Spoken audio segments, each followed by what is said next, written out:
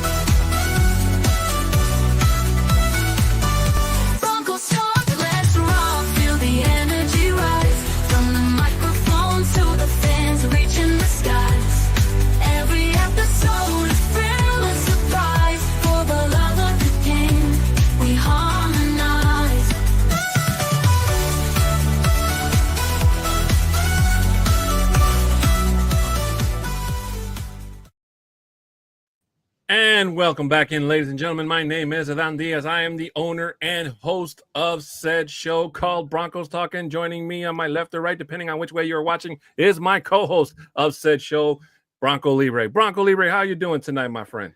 What's happening? I'm doing good. Happy hump day. No lie to you guys. Before the show, Libre and I spent like almost 3 to 5 minutes just going, "What's happening?" And you know what? It's like, and it doesn't get old. And that's like the funny thing about it. It doesn't get old. It's been going on for a couple months now. And yeah, I'm telling you, this is like one of those things like that's got to catch with everybody, like the mile high five. It's really got to go that far, man, because if two guys like me and you can just get caught up saying it, anybody can say it. You know what exactly. I mean? But ladies and gentlemen, welcome to today's show. Today we are going to be called the title of today's show, I should say, is called Jumpin' on the Broncos Bandwagon. And as you guys know, before we get started talking about any and all good things Broncos football or Broncos related, there's a couple of things we have to get out of the way. Just a couple little laundry list of things that we have to talk about, just in case this is your first time watching. And for those of you that are here for not the first, but you've been here since the very, very beginning, your plaques are in the mail and they're going to be on the way. I'm just kidding. I wish I could send you guys plaques because you guys are awesome, but you're going to have to just kind of sit through this with the rest of us. And I know you've heard it a million times and you're going to hear it a million more. But with that being said, ladies and gentlemen, let's start off by first asking you guys to please show your support here for us on the Orange and Blue Network. We're asking you please subscribe, share, comment, and like on any and all the good things we have to offer here on the network. Just in case Libre and I are not your cup of tea, totally fine. There's a lot of other great programs for you guys to share. Or in case we are and you want more, like when you put more sugar in your Kool-Aid type of thing, sprinkle us on in there. And also, don't forget the little salt. Salve. Also, please don't forget that we are a simulcast, so we're also live streaming on the MHRT network. So again, subscribe, share, comment, and like on all of their shows. And again, make sure you sprinkle just a little bit more sprinkle. You can never have too much sugar, I guess, depending on what you're drinking anyway. But anyway, ladies and gentlemen, please make sure you show your support for them as well. Also, for those of you listening to us on audio, please, we ask that you give us 5-star rating. If you do give us reviews, all that good stuff, screen share, take a screenshot, I should say, share, send it to us at our social. Mine is at a 6'10" Mexican on Twitter. Bronco Libre is Bronco Libre at Bronco Libre 5280. I'm sorry. Please feel free to give us a follow, send us a message, comment, whatever you guys. We're always down and happy to talk about with all of our fans about anything that you guys heard on the show, or if you just want to talk about sports in general. For those of you, any business inquiries, you can email at Broncos Talk at 2020, Broncos Talk 2020 at gmail.com. Also, please don't forget to support Libre and I. We also do a Spanish show called Viva los Broncos, which airs every single Friday. So for those of you with the ability to speak Spanish, we ask that you come and also show us your support here on the Orange and Blue and MHRT networks. Also, ladies and gentlemen, we'd like to give a shout out to the sponsor of today's show and all the shows here on the Orange and Blue network as well, which is Dubby. And you might be asking yourself, what the heck is Dubby? Great question, Libre. Thanks you so much for asking. So basically, Dubby is formulated to give you guys the focus and energy with no jitters or crash. Their formula contains vitamins, amino acids, and nootropics, including the Pandid Neurofactor formula. Basically, it's no calories, no sugar, no maltodextrin, no fillers, and no artificial colors. Ladies and gentlemen, as we say here on this show, it is all the good without all the bad. And to show you guys just how awesome this stuff is and how awesome we have people here on the Orange and Blue Network, our friends over at the Nothing Rhymes with Orange and Blue podcast, which airs every single Tuesday, would like to give you guys 10% off when you guys go to checkout. So make sure you use the code NRWOB10 to get your 10% off Dubby at checkout. Again, that code is NRWOB10 for your 10% off. Shout out to everybody over at Nothing Rhymes With for helping us up with this 10% offer code. And shout out to Dubby for continuing to be a loyal sponsor of this show and all the shows here on the Orange Network. I was just showing our listeners on TikTok with the code so that they can go on there and get that code with Dubby, since they can't see the graphics that we have on that's the live right on YouTube. Yeah. I am so sorry. I almost forgot about our people watching us on TikTok. So just a quick shout out to Rexplode, Cozy, Sophie Hauser, and Papi Alejandro. Yeah, so far I have OG Broncoholic, my boy Patrick, he goes by Munch. I have a couple of other people here. Jose Hernandez. Thank you guys so much for joining the live right now. Again, also, if you want to interact with us on YouTube as well, Orange and Blue Network, Broncos Talk. Thank you guys so much for shouting us out, for being here with us. Libre and I will be taking turns throughout the show to kind of step away a little bit just for a few seconds off of this show to talk to our TikTok audience. But as we say to everybody, either TikTok or here on the live stream, or even in the comments for our audio listeners, if you guys have comments or questions, or you agree or disagree with any of our takes, please let us talk about, let us know. Say it in the chat, either in TikTok here on stream, or message us on our socials after the fact, and we will answer them to the best of our knowledge. Speaking of chat, we already have some people here in the chat for us, Libre. David Yunkin saying, the only team that I liked since the early 80s was my Broncos.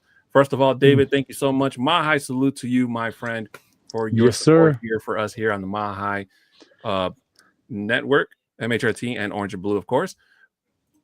Also, Richie saying, good evening. And he says, TikTok, gonna be banned soon, LOL. Yeah. You know what? I'm going to take it for right now as it is. As long as we have access to it and we can go live, I'm going to go on every chance that I have, until it's actually gone. Yeah. Once it's gone, it's like that. What was it? Like 16 hours that it was taken off and so forth. But trust me, it's too much of a moneymaker for here in the States. Trump was just trying to do his little thing with trying to ban it. That's why it came back on so quick, is because he got backlash so much of it. Yeah. And it does make the country some money, and that's a big part of it as well. So it's going to be very hard for him to do that and to actually ban something like that. So we'll see what happens. If it is gone, it's gone. And I always say to people, they gone. But you know what? It's going to be all right. We'll find another platform. You still have Facebook Live. You still have Instagram Lives that we can jump on. So it's not going to be a place where we're not going to be able to provide an additional content for our viewers. Mm-hmm. Well, I just want to say, for those that don't know, Richie is actually my former co-host for when Broncos Talk first premiered on on MHRT long time ago. So Richie and I, we go back. We have a long history together. I really miss working with that guy. I really do hope that I can get him to come on the show and join Lee Ray and I one day, do some collab. But guys, make sure you go check him out. He's also got his own podcast called the Wild Wild West Podcast, where it's him, another Charger fan, another Raider fan, and another Chiefs fan. And believe it or not, they're all friends. Hey, you know what? That's rare, and I love that. And then I just see a comment on here that he just posted on here that he disagrees with a lot of what you say, I think. And I think it's because that's why he left the show. It's because he had so many disagreements with you. Am I right, Rich?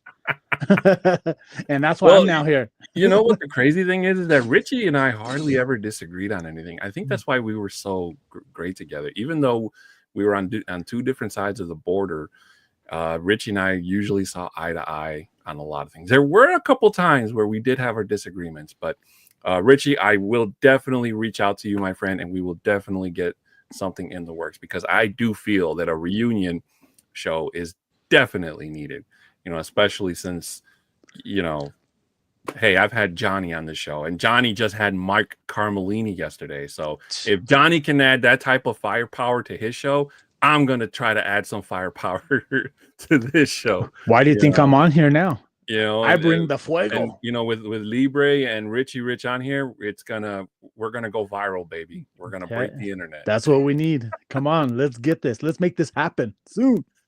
Oh man, I love joking on here. But ladies and gentlemen, let's get to the topic of today's show. Sorry if I startled anyone with that clap. So Libre and I were talking about why, or he actually asked me why I decided to make the title for this show being what it was, because I'll be honest with you guys, I was stuck between two. I can't even remember what the other title was. I was talking to Johnny over the phone earlier today, and he helped me decide and pick one. But basically, this was one of the main things that was on my mind for a couple of days ago. And I usually try to kind of steer and try to find something that's not being talked about in most other Broncos podcasts, because don't get me wrong, I love what our brothers and sisters in Orange are doing out there, but at the same time, I try to be a little bit different. If I can, great. If we can't, then and it falls in the norm, and we all have to talk about the same thing just to get it through the day, then that's what we're going to have to do. But basically, I was thinking about what life was like in 2016 after the Broncos won their championship. And we talked about this last time, Libre, that most of us weren't at the parade, but you were. Mm-hmm. So, and you told us about your experience about being the parade. And after I give my whole speech, you can attest to this, see if you agree. I felt that there were so many people, especially online, that were starting to jump on the bandwagon that was the Broncos, because from that standpoint, it looked like the Broncos defense was going to go on and dominate for a really long time. Kind of like what we saw happen to the Broncos in 2013 with the Seahawks, and the Seahawks went back to the Super Bowl, and it was just one bad play that ruined their chance at a back-to-back title. Okay. And that's kind of like the mentality that we had in Denver, that if they could do it, and other teams in the past have done it, and in some cases actually won back-to-back Super Bowls, one of them being the Broncos already, then this team was starting to garner that attention. And once a Super Bowl winning team starts to garner that type of attention, it's like a snowball rolling down the mountain. It's just an avalanche, and it just gets bigger and bigger and bigger and bigger. So my question to you, Libre, is did you get that feeling being when you were at that parade that day? Like, you could tell who the real fans are versus who literally just bought a Broncos jersey that same day and went to the parade? Especially since being here in Colorado, and where a lot of the people that were there was a little over 1 million people that they calculated to be there at that parade. So when you're there's a lot of casual fans that are casual fans of the Broncos who don't follow them how like we do. So they're there, they know who they are, they know that we just won, and they just want to be part of the hype, all of the excitement of what's happening, of a parade, being able to see the Super Bowl trophy, seeing the players. And a lot of times they get that access right there. And that's why some of these casual fans tend to come out. Yeah, I bet you there's going to be tons of fans as well that just say, you know what? I just want to be part of the crowd. I just want to be part of that. And this is what's happening right now. And yes, there's times that you could spot those newbies that because you could see them in the crowd and they don't really know what's going on. They're just there to celebrate. They're just there to have a good time drinking, trying to get drunk because that's their excuse to go there.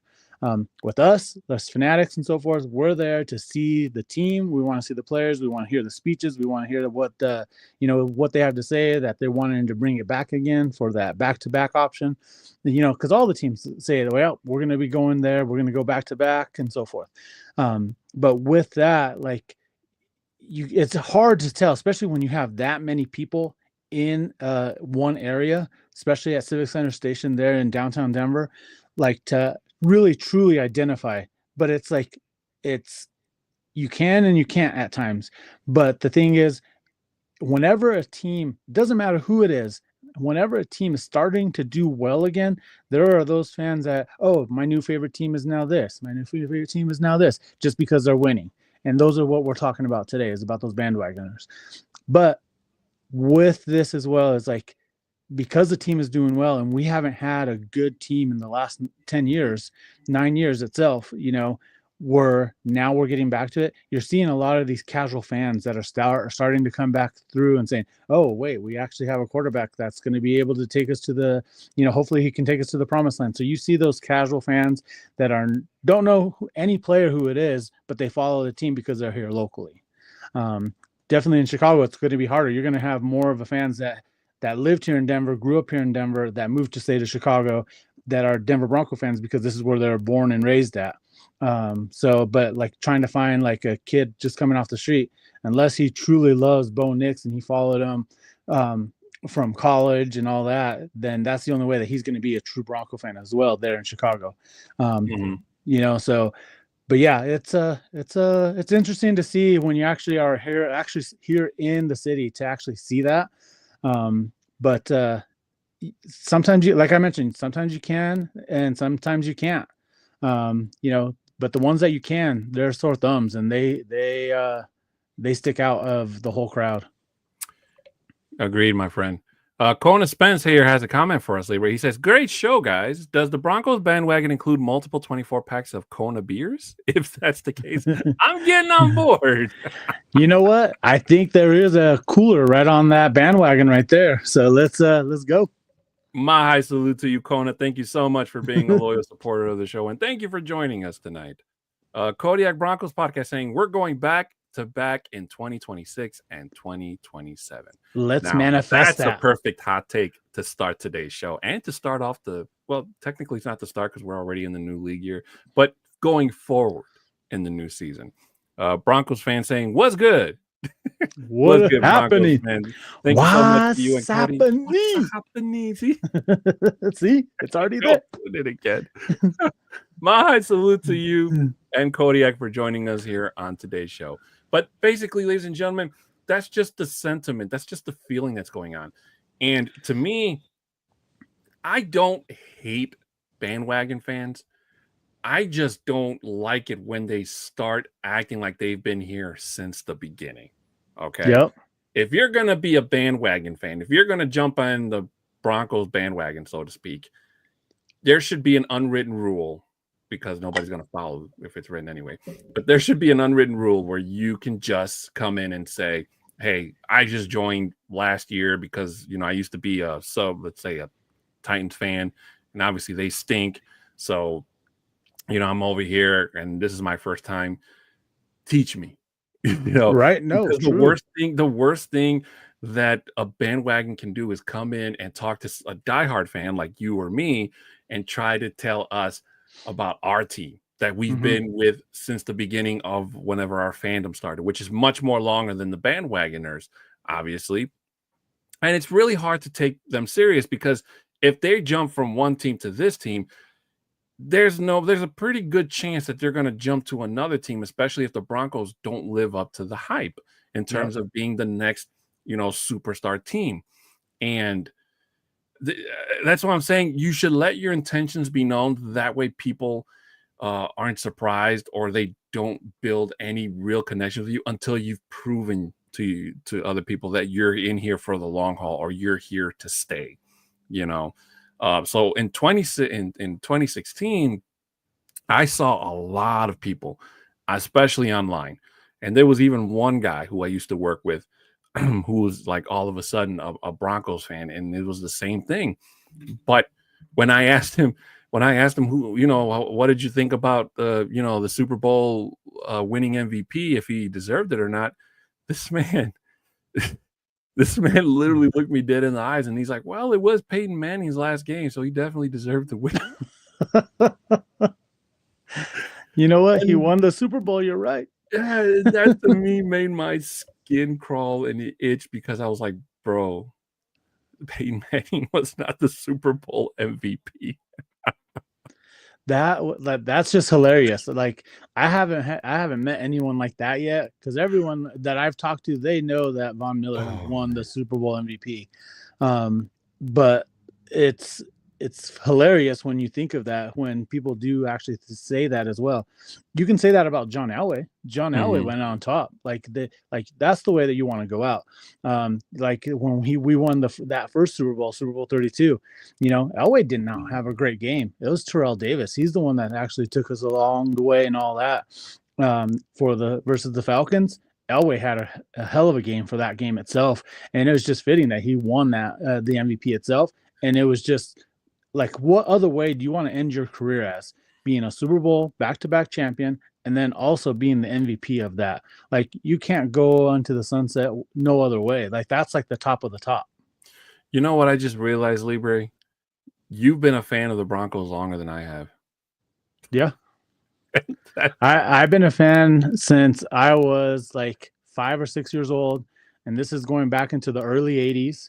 When I was able to watch it, and nobody in my family ever actually liked football itself, besides my uncle, where, you know, we would be watching the games and he would take me to Dove Valley, or not Dove Valley, it would be Greeley, when they had the training camps up in Greeley at UNC, at the college over there. And it was just started when I was young, and then just because they're our hometown team, like I'm like, all right, I'm following these guys. And it'd be just me at my house watching the Bronco games on Sundays. And it'd be just myself in my room, not my brother. He doesn't really care for football. My mom, like I said, she was a casual fan. She was just like, oh, the Broncos are playing. Okay. Just a quick funny story about it is, like, in high school, she would support me no matter what I was doing. But during one of our football games, she was in the stands, and one of our guys, we ran it all the way, like a 60-yard touchdown run, and she was in there screaming, "Oh my gosh, what a home run! What a home run!" And then the person that was sitting next to her saying, "Ma'am, that's called a touchdown."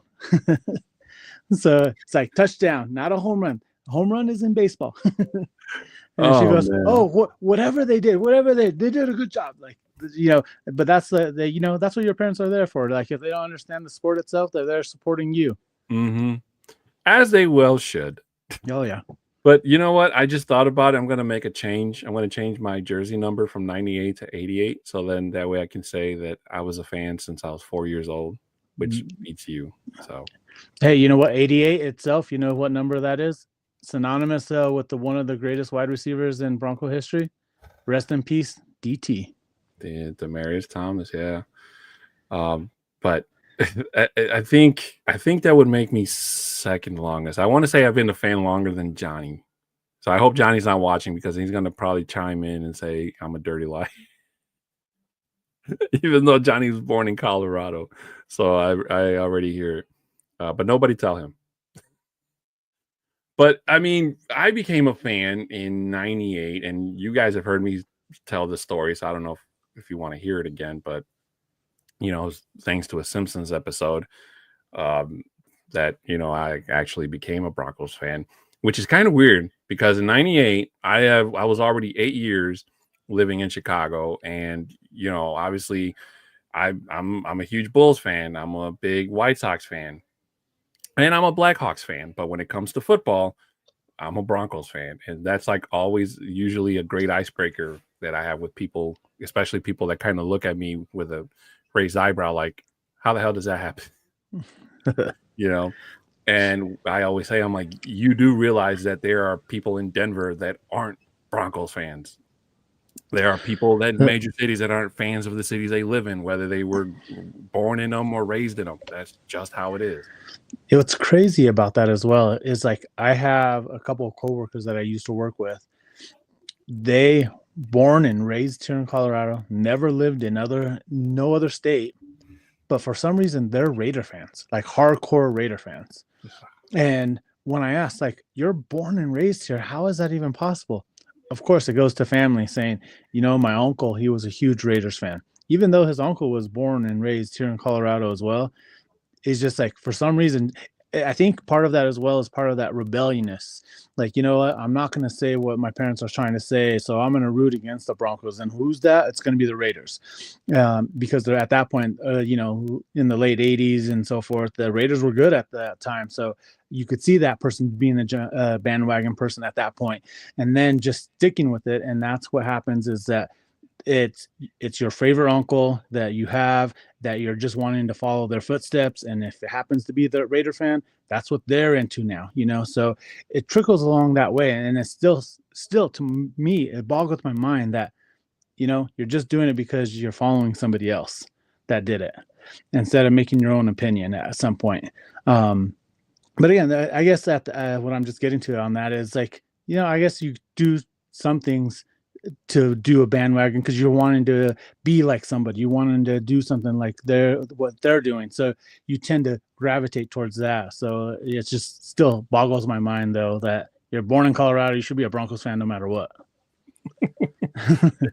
By that premise, you should be a Rockies fan and a Nuggets fan too, Leroy. What's wrong with you? Well, I am a Nuggets fan. We had a heartbreaking loss last night, man. That was terrible. And I blame you can blame Jay. Blame Jay on that, because Jay at the end of the show yesterday literally said he jinxed it when he said that the Nuggets could not beat the Timberwolves. The Timberwolves have had the Nuggets number at home and wouldn't you know it, a foul at the very last second.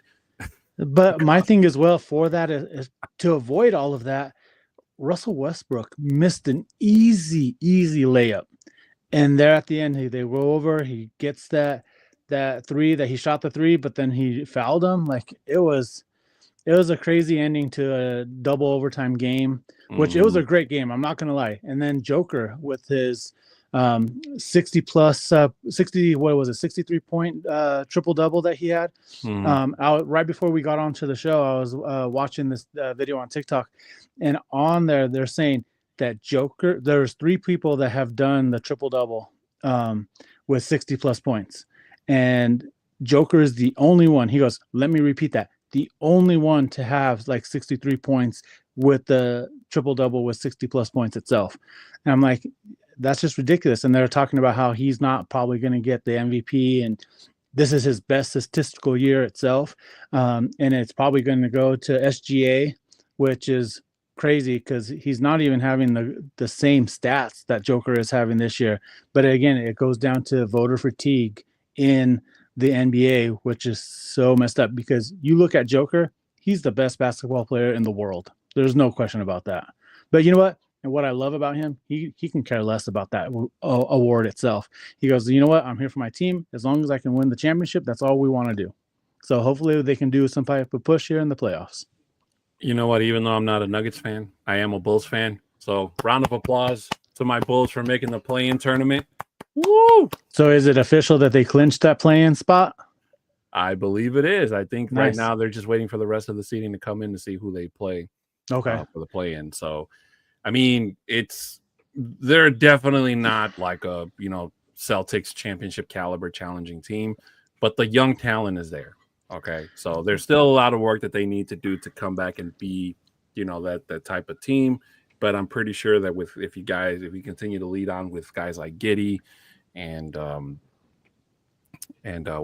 Cody, and obviously, I still miss DeMar DeRozan and in Chicago. So the way I look at it as well is like poker terms, a chip in a chair. As long as you have a chip in a chair, you're still in the hunt. If you made it in the playoffs, anything can happen. Like, you don't know if there's going to be an injury that could happen. just go out there and ball, and you never know what could happen. Look at the Nuggets back in what was it, the 80s or the 90s, where they beat the Seattle Supersonics. The Nuggets were the number 8 seed, and they beat the Supersonics, the number 1 seed.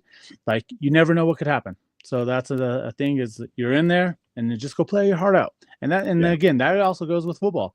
Like, at least in basketball, they have series.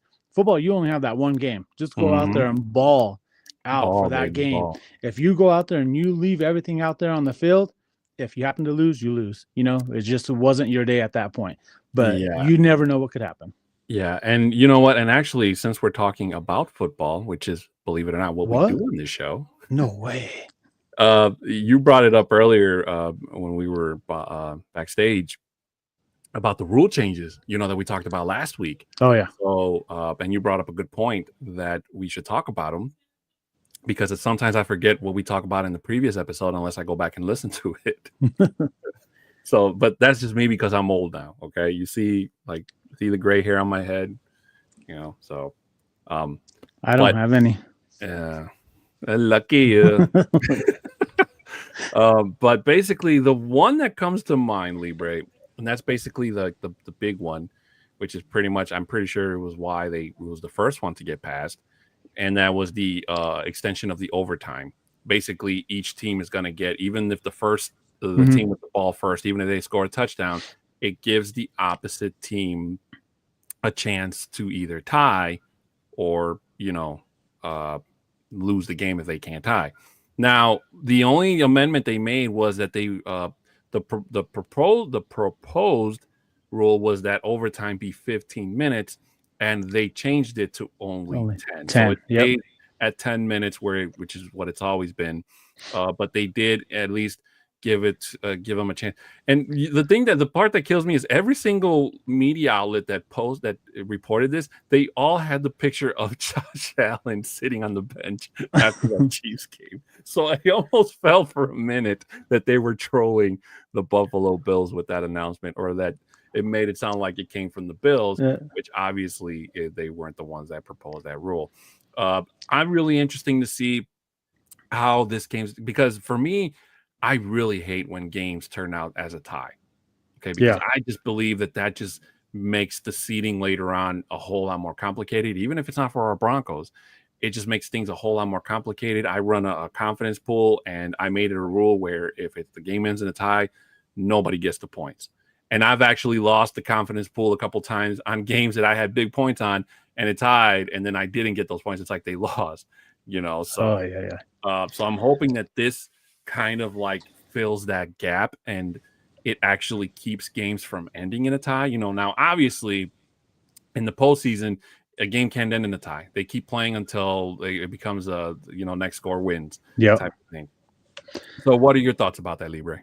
I actually like the rule. I was for the change, and I'm actually excited for it to happen. And and like you said, we don't like ending a game in tie, because I feel like, say if a game ends in a tie, I feel like everyone loses, just like how you were saying, especially if it happens here at home. I'm expecting, when I go to a game, I'm expecting for our team to actually win.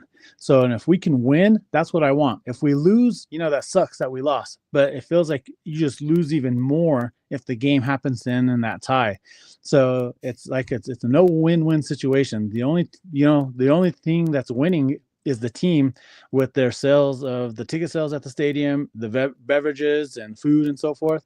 But for me as a fan, going to a game and watching a tie, I feel empty. It's like, I didn't win, we didn't lose. It just sucks that we just ended in a tie. So hopefully with this new rule change, that it does take an effect for this season, when it does take an effect, that it's going to eliminate those ties itself. Even though it's rare that we get ties, but it's still that possibility that it's not going to end in that tie itself. And then the other one first we can go there. Yeah, D-Rock saying, Libre and the Don, my high salute to you, my friend. Libre, please continue. No, so, and then there's another rule that was just passed as well, which is the chain gang. So they're not going to actually use the actual chain gang people anymore. They'll still be on the field as a secondary option, but it is going to be where they're going to do computerized to see if they got the first down or not. So, and again, it's still going to, I think what might end up happening is there going to be like some type of chip in the ball now so that they can calculate it properly, like how they do in the UFL. Like this over the weekend, we had the first weekend of the UFL, and they had that set up where they're using that technology, that they're using the cameras and so forth to determine if it was a first down or not. If ultimately they did say that the chain gang will stay there just as a secondary option, just to do measurements itself, but that's a secondary option itself. So again, it comes down to, like, you have the two line judges on either side. Which one are you going to use? Because there's a prime example of a first down option that happened during one of the games over the weekend, where one ref was short and it was at the top of the field, and then the one that you could see clearly on the bottom of the field itself, showing where it should have been marked at. And they're like, all right, so now who's going to mark it? Where is it going to do? But they ended up getting it right, so everything was good. So it's crazy that you see the XFL, or the UFL now it's called, coming up with all of these other different rule changes, like the kickoff. That's where the NFL got the kickoff at.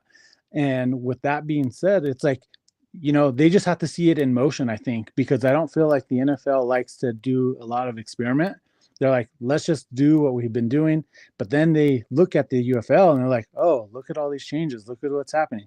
So I think a lot of these new rule changes that are going to be coming into effect within the NFL within the next 5-10 years, they're going to be looking at the UFL to see what they're doing, because the UFL is like, let's just go ahead and do it. Let's go ahead and test it out, which is great for the game, because look at some of the stuff that's already happening now within the league itself. What are your thoughts on that, with the new rule change on the chain game? Man, you know what? I totally agree with what you're saying. It's almost like the UFL, even though it's not, from what I know anyway, officially, in relation or in partnership with the NFL, but the kicking sequence you got last year, or you mentioned, I'm sorry, you're right, they copied that. Don't be surprised if the NFL does something similar, if not the exact same thing as the camera angle you talked about. I totally forgot the UFL was on last weekend, so I'm going to try to catch them playing this weekend if I can remember.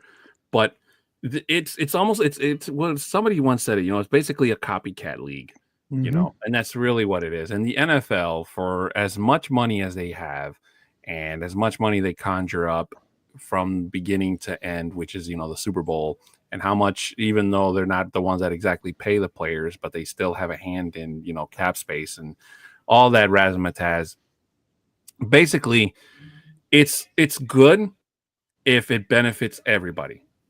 Okay, especially after that whole debacle with the Bills and Chiefs game and that AFC game. Everybody at home saw it was a first down. And everybody at home was watching Josh Allen from behind with the ball clutched in his hand. So we didn't even have to see the nose of the freaking ball to know that's a first down. The only people who didn't believe it was a first down were Chiefs fans. And that was obvious. Okay.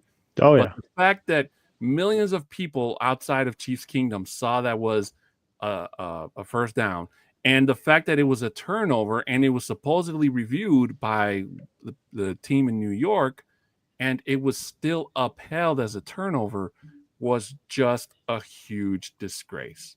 Okay, I think in one instance, I think they even used the overhead, the spider camera, if I'm not mistaken. And even that showed that Josh Allen was over the line for the conversion. It should have been first down Bills. Oh, yeah. But they still didn't get it. So that caused a lot of controversy, because that made it seem like the NFL was playing favorites, and that if the Chiefs didn't go to the Super Bowl, then, it wasn't scripted, and like just a bunch, like it just ruined it. It ruined football for a lot of people, and especially the Super Bowl, because I heard more people complain that they weren't going to watch, the Chiefs and the Eagles play again, because a lot of people hate the Eagles and a lot of people hate the Chiefs. And I'm not talking about Cowboys, Commanders, and Giants fans. I'm talking about people here in Chicago, friends that I know. They despise the Eagles. Like they don't like the Chiefs, but they despise the Eagles even more. And if it were up to them, they would have preferred to see the Chiefs win another Super Bowl than the Eagles win their second. So I'm glad that didn't pan out because I don't have any affliction to Kansas City to Philadelphia, but anybody plays against the Eagles or the Chiefs are fans in my book for 4 quarters. Exactly. But but going back to people not liking the Eagles, and it's not really the Eagles. I don't think it's the Eagles. It's their fans. It's the fan base. It's really the fan base that makes it where people do not like the Eagles is because of them, because of how rude and how aggressive they are. Even if after they win or do something like that, they're super real ugly about what they do and stuff that they do to other opposing fans. You can just go on YouTube and just Google Eagles fans, and you're going to see how rude they are, how like that's why people don't like them. Like there's videos that are out there that fans, and these are huge YouTubers that are out there or huge influencers that are go out there that got mistreated by the Eagles fans. And they were all advocating for the KC to win because they didn't want the Eagles to win because of their fans. And that's only because of that. Again, because it was against the Chiefs, I was only, like how you said, I was only a fan for the Eagles for 4 quarters, 60 minutes of football, and that was it. As soon as that game ended, I'm like, okay, Chiefs lost. I'm good with that. Now let's bring the Super Bowl trophy now back to Denver. I slept like a baby that night. Oh, absolutely. Especially the shellacking that they got. Yeah. Oh man, I'm telling you, the only thing that came close to that feeling of like was 2015 when the Broncos won the Super Bowl. That was the last time I slept like a baby after a Super Bowl game. Well, I can't say that for myself because been a couple of games where muy tomado, little tipsy, and came home and fell straight asleep.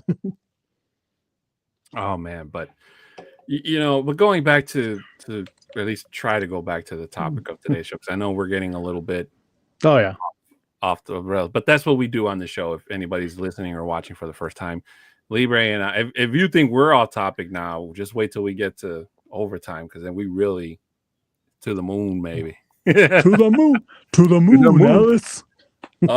But basically, I mean, bandwagon fans are everywhere. But actually, sidebar, go back to it. Libre, have you ever met like a really, really rude Broncos fan? I have actually. And I feel like every team has them. There's always going to be that bad apple in all the bunches.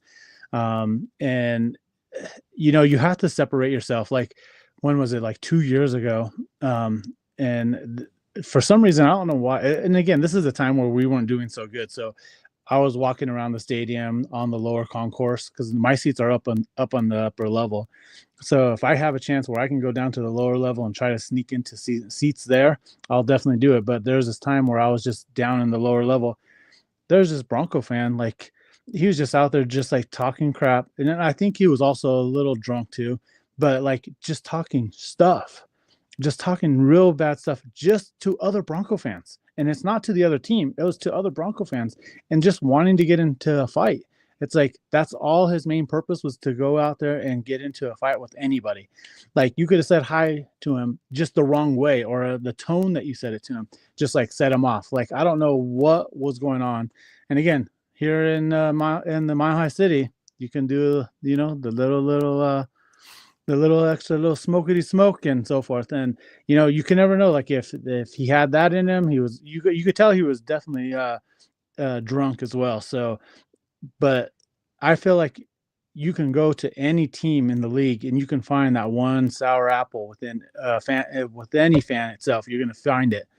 One thing I do have to say, and it's going to make people in Chicago a little upset, is that when I went to the Green Bay Packer game with the Broncos, the Packer fans have to be like the nicest people I've ever encountered in my life. The only reason why I say that is because like we were in there, the hospitality that we received before the game, during the game, and during the tailgating and so forth. Everyone was super nice. And you know what? And it's really that they're super nice and they're like, say, thank you for coming out to Green Bay. Just because Green Bay is such a small town. It's so small, and they're just appreciated that people are coming into their little small town for one common cause, for the love of the game. But let me tell you, for that game, they actually beat us that game. and it was a close game, but they still beat us. But the sincerity of us leaving the stadium, where they actually were coming up to us saying, "Hey, I'm so sorry that your guys' team lost, but thank you guys for coming out here to Green Bay and coming and enjoying the game with us." Like, I have to say that is the first time I've ever encountered anything like that with all the stadiums that I've gone to, and so forth. That I have to give it up to Green Bay, because like they are really sincere when they say, "Hey, I'm sorry that you came out all this way to see your team lose. Like, I'm sorry that happened, but thank you for coming." You know what? I've never actually been to Green Bay, but I got to tell you, Libre, the thing that I love about football, and it's a double-edged sword because I love it when we win, but I hate it when we lose, is the and I'm pretty sure anybody in this chat or listening to me knows what I'm talking about, is the after the game when you're walking out of the stadium, if the Broncos win, you're high-fiving random Broncos players, you're doing the chant, you're doing all that stuff. Like, that to me gives me a feeling of I can't describe it. It's awesome. Oh yeah. When the Broncos lose, you just hear the opposing team. Like when I went to Denver second to last time, it was the Jets, and we just heard people spelling Jets the entire time from my seat in the bleachers to my seat in the car. Like, even for that game from a couple of years ago, like when they were here and the fans were just going Jets instead of us following it with Jets, we like the people around me, and especially my friend group that we're with, we're just saying Jets, suck. Even though that they beat us, we just kept on saying that because that's our camaraderie with our Broncos. That's we're gonna say that to that team. Just even when the Raiders are here, like when they go out and deal the grito of Raiders, and we're all screaming suck. So I got to tell you, Libre, not to cut you off, I'm sorry, but ahead. if you've ever been to Vegas, when I went to Vegas for that Week 18 game, the rivalry between us and the Raiders fans, the only thing separate us as we were walking into the stadium was like the rail, the guardrail thing that they have, and we're just walking and pointing and talking smack. And it was one of the most beautiful things I ever seen, because I was high-fiving random Broncos people. I was talking smack to Raiders fans from like 50 feet away. And that's just that's what the love of the foot of this game does, especially when it comes to division rivals. But again, like one of the things that I love about the game is when we win, we get to talk so much smack. Like when we were leaving the Panthers game, same thing. We were just talking smack up. Somebody yelled out, "Hey, Bush, I bet you wish Cam Newton was still here," and it made everybody in the walkway laugh. That's funny. I mean, just see, that's the beauty of the game. And it's, again, like I said, it's a double-edged sword. Just like I love it when we win, I hate it when we lose. Exactly. And you know what? When we talk about this, about the love of the game, and what I am a big advocate about this as well, is fan of fans. I'm a fan of you being a fan of your team. As long as you're respectful and you're there for the understanding that we're here watching a game that we have no control over. All we do is just root for our team and hopefully that they do well. So, but if I'm able to be a fan of you because you're a fan of your team, I have a great friend that's a fan of the Arizona Cardinals. Like me and him will text every so often and so forth. But it's because of his love for the game for the Cardinals itself. I'm a fan of the Broncos, but you know what? We're all here for one common cause: is the game of football. And whoever team that you're playing for, or that you're cheering for, as long as you have mutual respect for each other and you understand that, that's all that matters. And that's why, like, I'm a huge, especially with me being like the super fan for the Broncos itself, and being able to connect with all these other fans from all the other teams within the league itself. It's so rewarding, especially so when I do go to these away games, I have somebody that I can go and contact and say, "Hey, I'm going to be going to the game. This is the time I'm going to arrive in town. This is what's going to be happening." Like, you can at least connect with them, go over and have a beer that Saturday night before the game, just to be able to connect on a personal level, which is so awesome.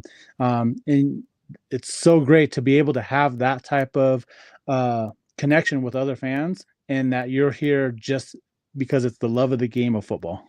Well, I wholeheartedly agree with you, but I will say I am the same thing. Sportsmanship, I believe in it. Yeah. If we're gonna be talking smack to each other, that's totally fine. But there's also a line. Oh, absolutely. 100% agreed. Yeah, if you cross it, if you step over that line, I'm doing a front flip, 280, 450, whatever you want to call it, 5 feet away, and looking right at you dead in the eye when I land on my feet. I'll give you the perfect example. I'm pretty sure I've told this story before. When the Broncos came to Chicago 2 years ago, and both teams were 0 what was it? 0-3? 3 or 4, yeah, something like that. And the Bears were killing us, man. We were down like 21-0 going into the half. And people were already pointing at me because I was the only Broncos fan in the entire circle, except for a couple Broncos fans sitting up closer to the further down. But I was the only one sitting in the back. People were laughing and pointing, telling me, hey, I should get a head start, go to the airport, go to Denver, even though I had to remind them that, hey, I don't live in Denver. I actually live in Chicago. So it was crazy to even think about it. And little did you know that it came back on. We came back and we won that game. So when we won that game, I was sitting there, beating my chest and saying, yeah, it's, we're back. We come back. Where y'all at? Like, I started going off, and Yeah. it was just that type of shit of feeling. Like, if you and this wasn't like just regular smack talk. This was just like everybody around me. So I felt like I was the only one. So I said, okay. And I kept saying, there's football is two halves. There's two stories. Don't get your hopes up. Yeah. And that's just what I'm saying. If you dish it, I can dish it out harder. Same thing. If the Broncos would have lost that game, I'd have been like, hey, man, GG's. Good. Y'all beat us. Congrats on your first win of the season. We'll see y'all in a couple years. Oh, yeah. But y'all came at me. I started acting the fool when we won, and did not one person come up and say nothing to me. They just walked their little happy asses down the staircase. It's like that's a crazy thing about both the Bears and the Broncos. We wear the same colors, orange and blue. Like, how could you tell the difference besides being the C and the B? And like the fact that we share colors still, it's crazy how we get it mixed up all the time. But again, and we're gonna get to some of these comments here, Libre. Basically, D-Rock saying, I grew up in LA and I couldn't wear my Mahi colors, but that did not hinder my Bronco pride at all. That's kind of crazy living, growing up in LA. No, absolutely. Back then, they were the San Diego Chargers, and I don't know. Well, you have to remember it's the LA Raiders. You're LA there, Raiders, yeah. So it still doesn't matter. Like, there's still a lot of fans that are there in LA that still like the Raiders.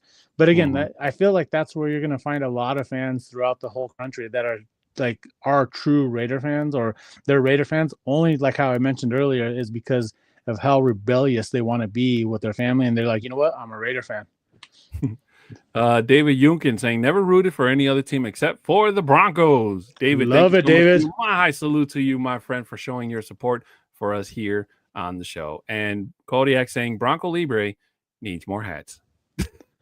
You think, honestly, like, this is just maybe a quarter of the hats that I actually do have, and this is only what I have on my wall. I don't think you wear any of those hats, Libre. I actually do.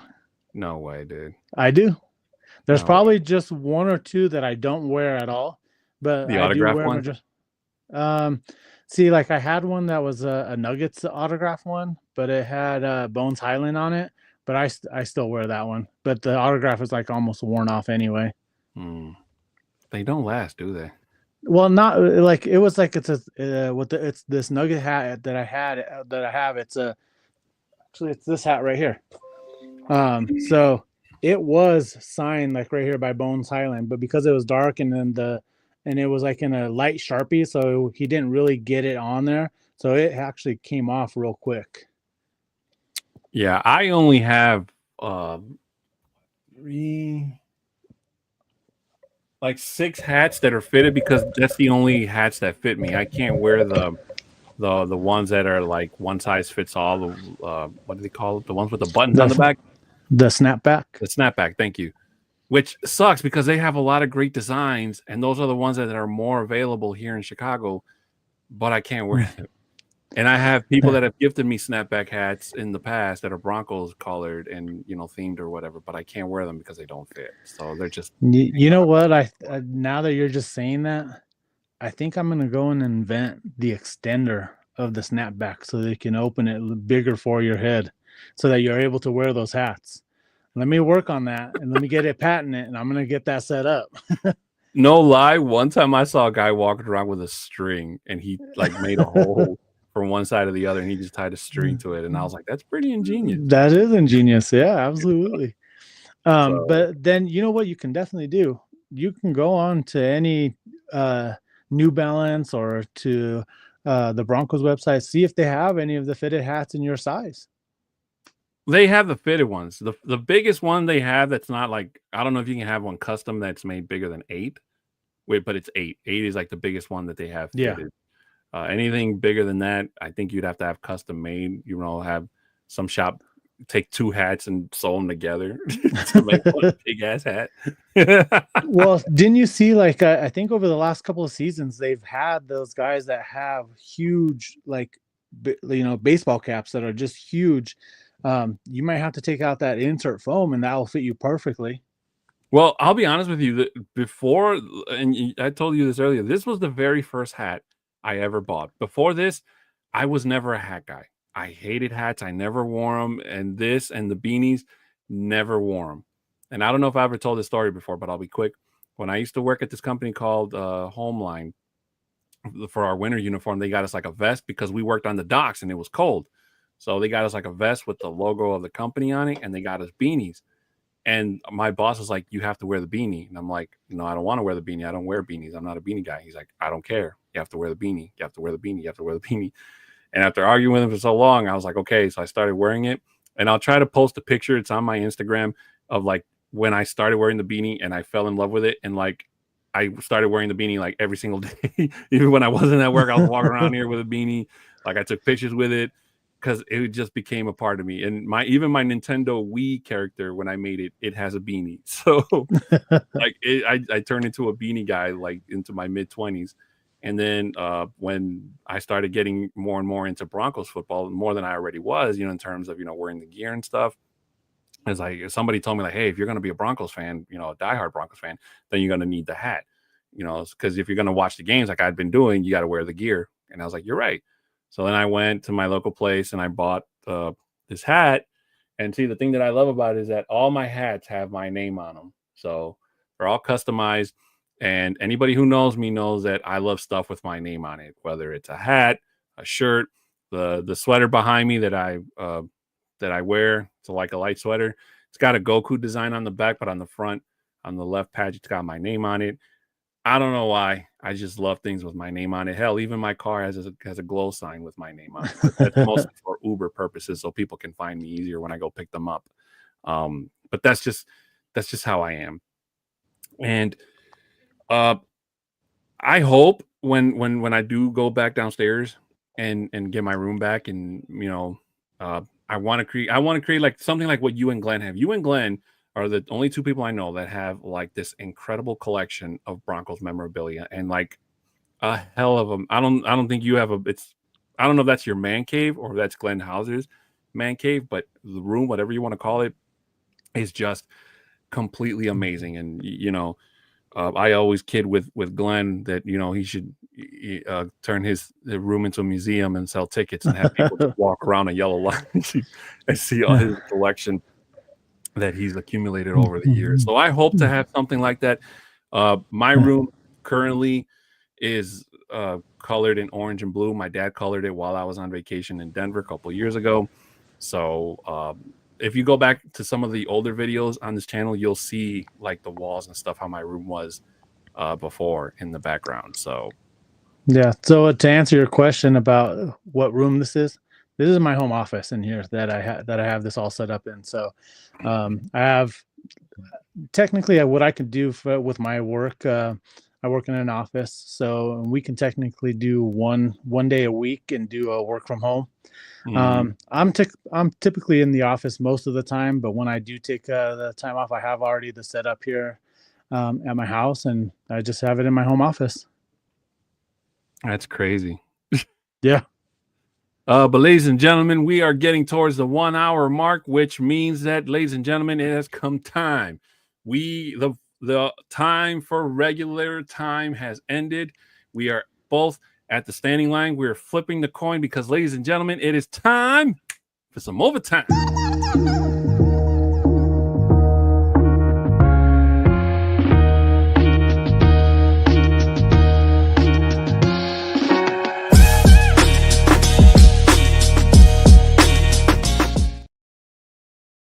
Cousin. Ladies and gentlemen, welcome back. This is the YouTube Libre channel that we have is favorite... called Orange and Blue Network. Oh, sorry. Yeah, you're fine. Welcome back to our favorite part of the show, which is Broncos Overtime. This is where Libre and I kind of get to let our hair down, unwind, talk about what's been on our mind or what's going through our mind. It may or may not be Broncos related. We might, if we can bring it back to the Broncos, we will try, but we do not promise anything.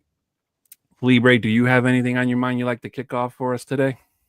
You know, one thing that we're talking about, the potential rule changes and so forth.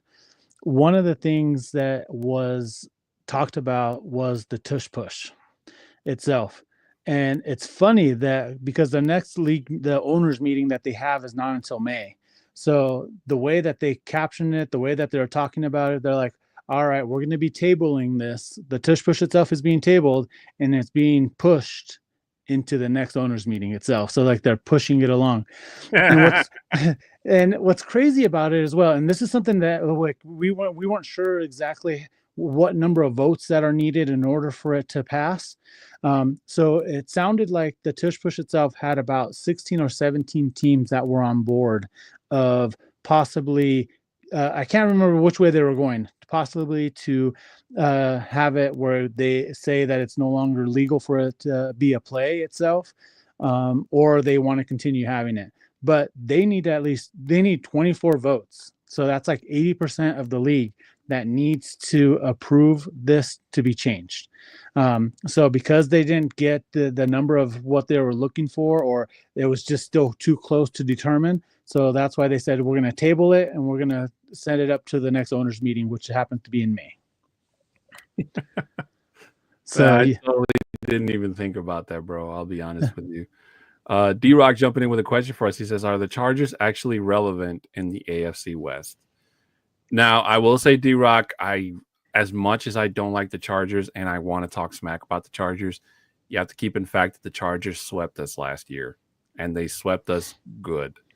So I know that's not what you want to hear, but again, sportsmanship, I believe in it, and sometimes you got to give the devil the credit when it's due.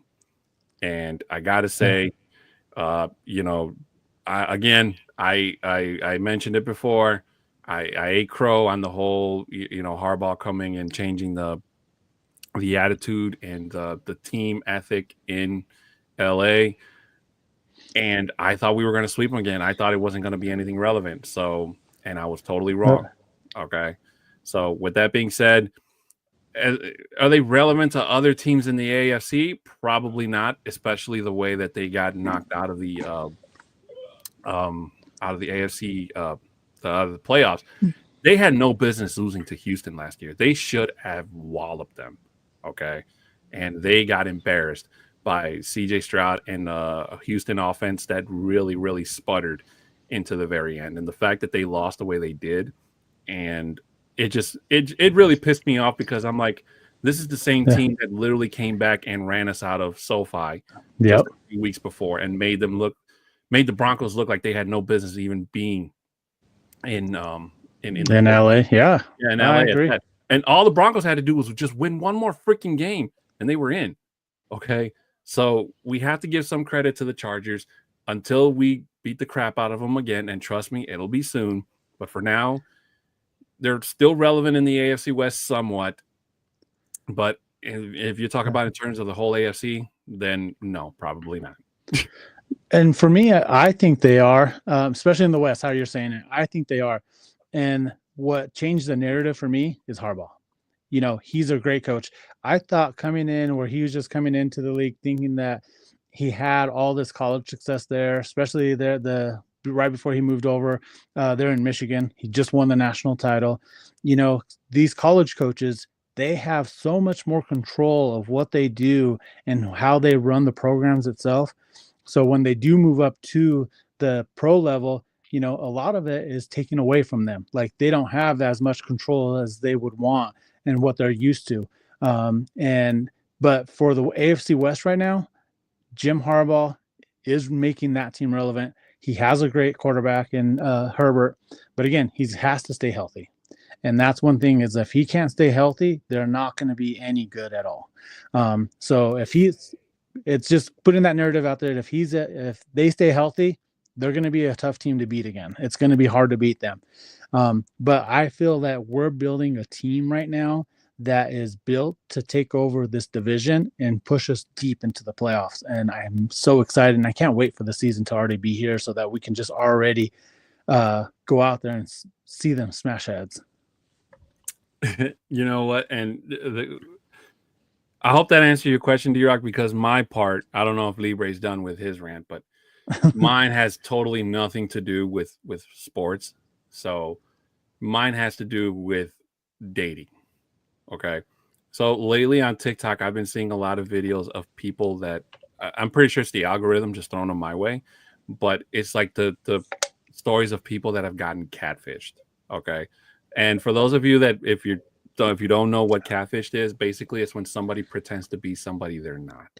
Okay. Yep. And nowadays, especially since dating is all on apps and it's more online than it is, in person, which is bars or clubs or whatever, it just kind of like, it's like the go-to. And the fact that most people can remain anonymous and you can just swipe and you don't have to worry about rejection is something that a lot of people have gotten used to nowadays.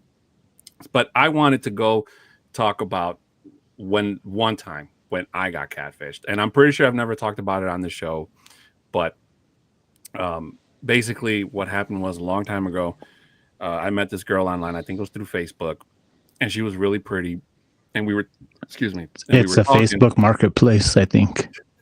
No, this was way before marketplace. This was like towards the end of MySpace into Facebook. So this was like 2007, 2008, around there. Okay, yeah. And we were talking, and she sent me this picture. She was really pretty, gorgeous, long brown hair. And I was like, yeah, we were talking for a while. And then after a while, I was like, hey, why don't we meet up, get some, something to eat or something. Let's chill. And she's like, yeah, there's a mall not too far from my house. I was like, yeah, I know where it is. Like, I'll meet you there. So I got all ready and stuff, drove down there, and I'm sitting there. We were going to meet outside. I forgot one of the stores. And when I'm sitting there, and then she texts me and she's like, oh, hey, where are you? I'm like, oh, I'm sitting right here. She's like, oh, I see you. I'm like, well, where you at? She's like, oh, I'm over here. And I'm looking everywhere. She's telling me, like, I'm standing next to this store. I'm standing next to this store. I'm looking around. I'm like, I don't see anybody that looks like her. I see a bunch of other people, but I don't see her. She's like, oh, I walked into this store. And then I walk into that store and I'm like, oh, I don't see you. Like, oh, well, I see you. And she's like literally describing me what I look like, what I'm doing, where I'm going. And she just keeps telling me, I'm over here. I'm over here. I'm over here. I'm over here. And I'm walking around like an idiot. And I'm like, I don't see you. I don't see you. I don't see you. I don't see you for like almost 30 minutes. And then I finally get pissed off. And it takes a lot for me to get angry. Okay. So I'm like, you know what? I left. I got in my car. I drove off. And she was texting me like, hey, where you going? I'm over here. I'm over here. Like, I don't want to talk to you. And I left it like that. And then the next day, she finally, she gets back to me. She's like, hey, listen, I want to talk this time for real. Like, no joke. Basically, who I told you I was for like the last couple days or so we've been talking, that's not me. Like, I've been lying to you. That's not what I look like. And then I'm like, okay, what do you look like then? And she finally sent me a picture of herself, and she was like a bigger girl. So I was like, okay. And she's like, no, I want to meet up this time for real. And I'm like, no, I'm not falling for that again. She's like, no. Like, no, this time, like, come out and see me. Like, I'll be there. And she even sent me a picture that she was outside.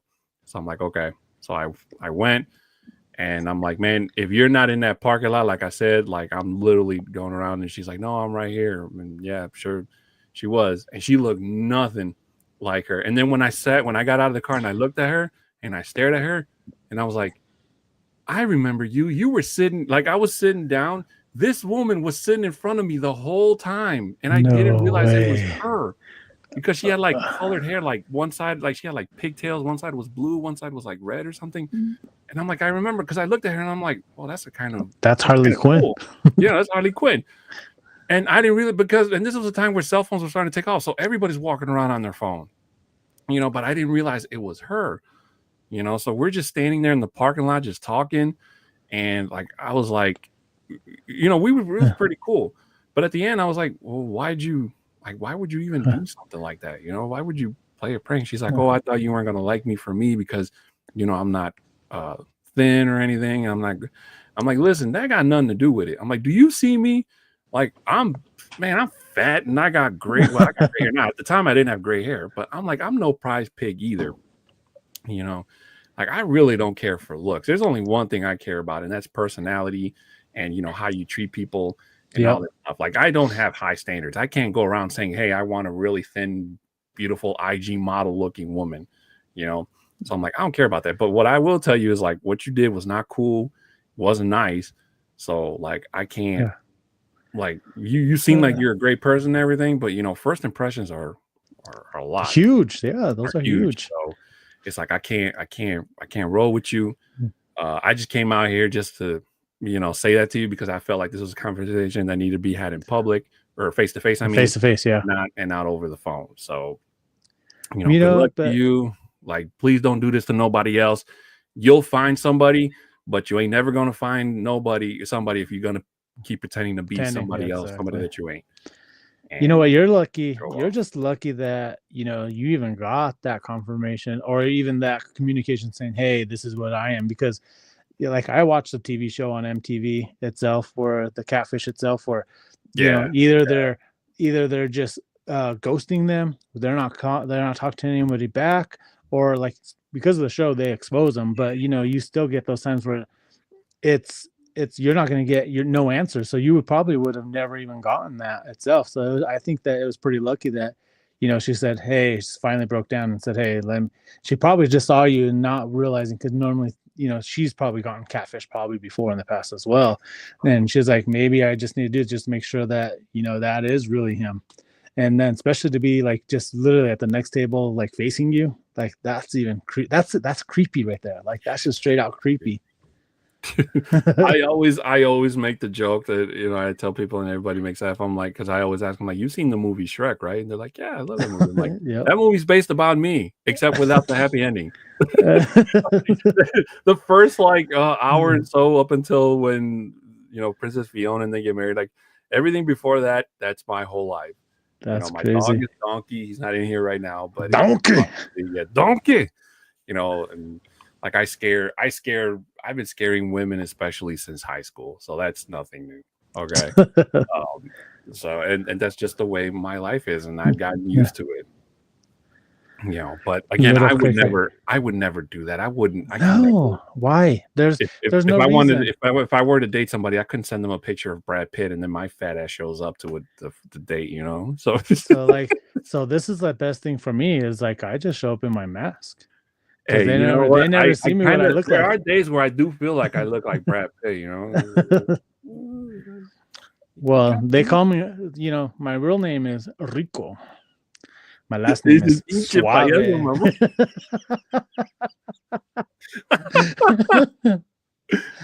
Oh man. But the moral of the story, ladies and gentlemen, is please be yourselves. Don't lie to people. If you're gonna, especially now because dating is so hard, especially if you're going through the apps, and it is so easy to get deceived.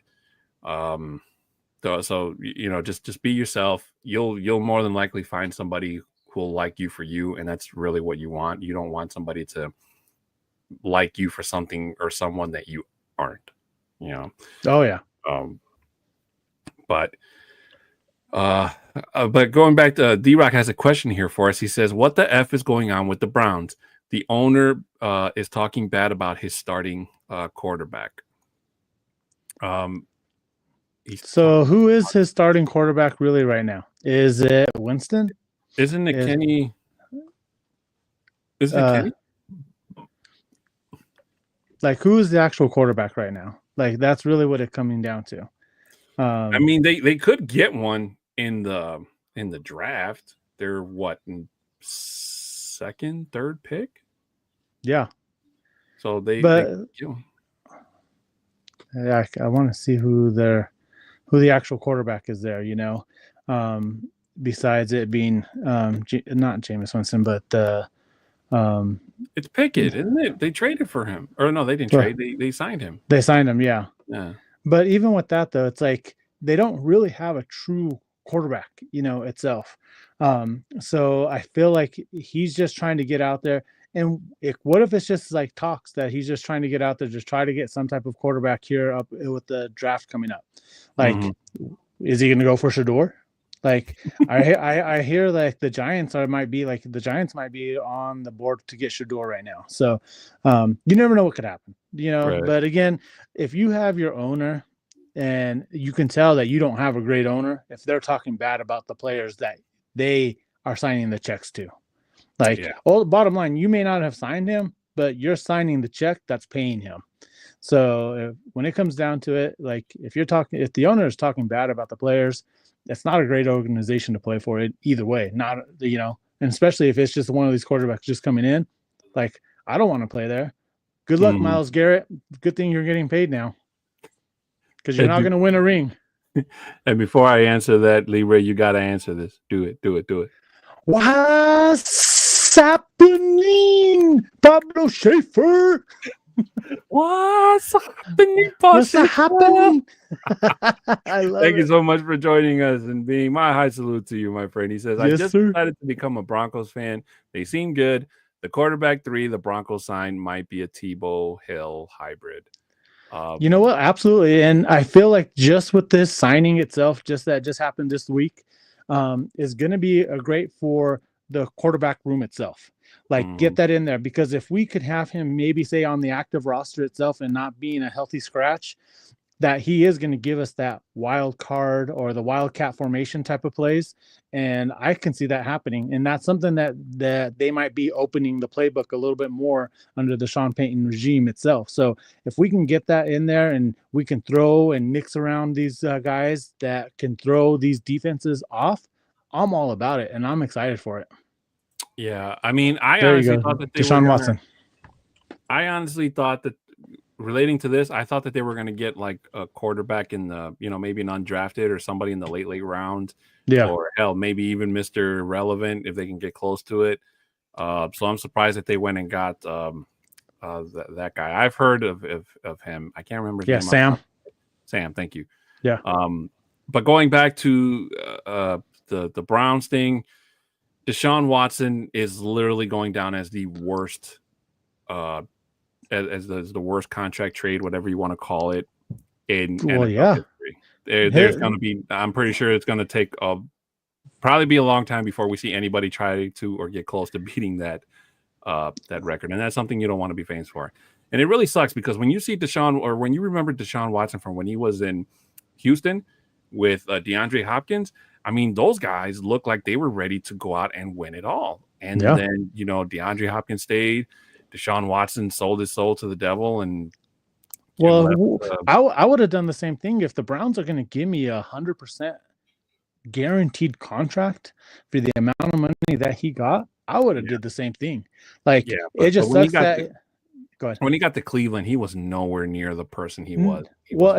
I think it's also the personnel around him. He didn't have the quality people, especially when he first got there. He didn't have that team around him, like how he did there in Houston.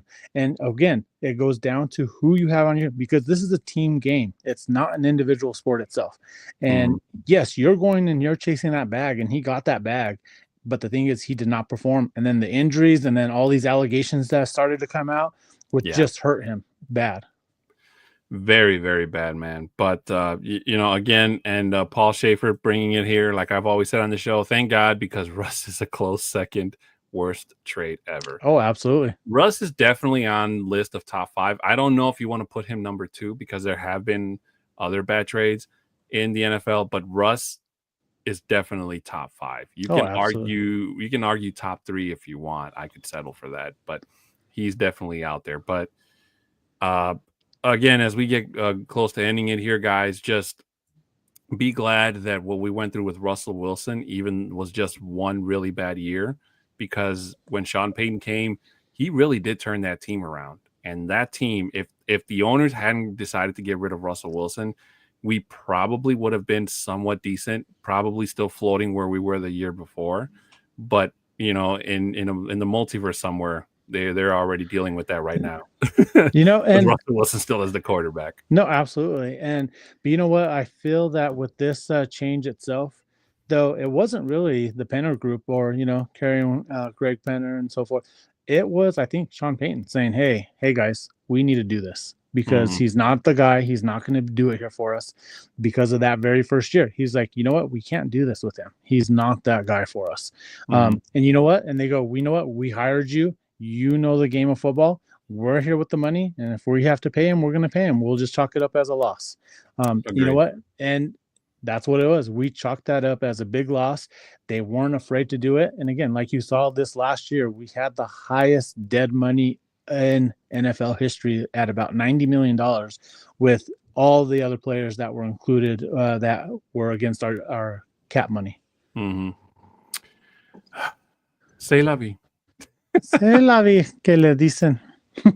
But ladies and gentlemen, that is going to do it for today's segment of Overtime. Libre and I would like to thank everybody in the chat. D-Rock, Paul Schaefer, who else do we have in here? David Yunkin, Kodiak Broncos, Broncos fan, Kodiak Broncos again, Kona Spence, Rich, and Richie Rich.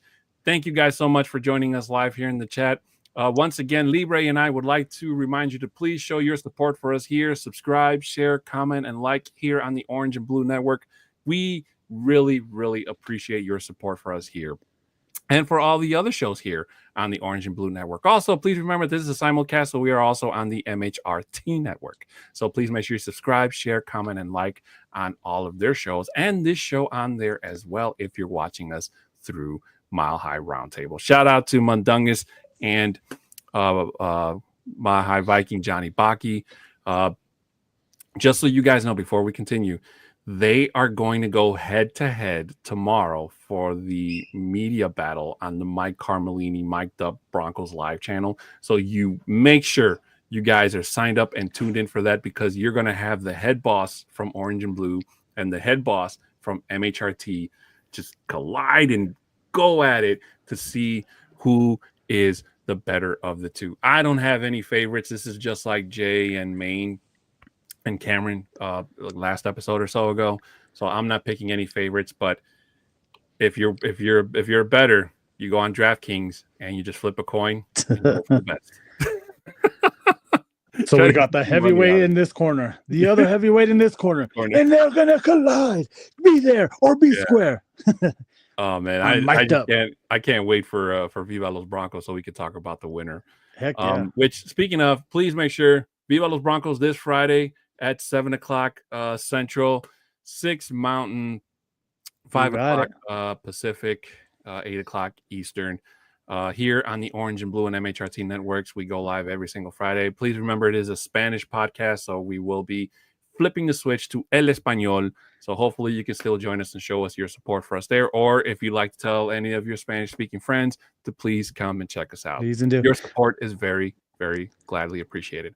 Also, shout out to Dubby. Thank you so much for your support. Please remember, if you use the code NRWOB10, you get 10% off at checkout when you go and pick your favorite flavors. Shout out to Dubby for being continued sponsor here on the Orange and Blue Network for us. And shout out to all the guys over at the Nothing Rhymes with Orange and Blue for hooking us up with said 10%.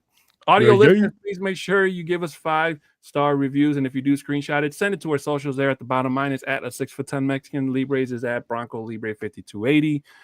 For any business inquiries, you can email at broncostalk2020 at gmail.com. Shout out to everybody in our TikTok audience. Thank you so much for joining us. Thank you so much for the likes. We thank you. Appreciate you guys being here with us and talking football and any other stuff that we talked about that's not football. Thank you guys so much for sticking with us. And as always, please remember to continue to support any and all Broncos media out there. They really, really need your support, especially at this time of year. Broncos articles, podcast, whatever it is, make sure you share it, tell your friends about it. Because you never know, there's somebody out there that could really, really use. I mean, you can never have too much Broncos. Am I right? No, I don't think so. I Morning, bleed orange and noon, blue night. as well. No. Morning, noon, and night. But ladies and gentlemen, we're going to head out of here. He's Bronco Libre. I'm Adan Diaz. This has been Broncos Talk here on the Orange and Blue and MHRT Networks. We say so long to all of you guys whenever it is you're listening to. And as we always say here, go Broncos! Let's go. What's happening? What's happening?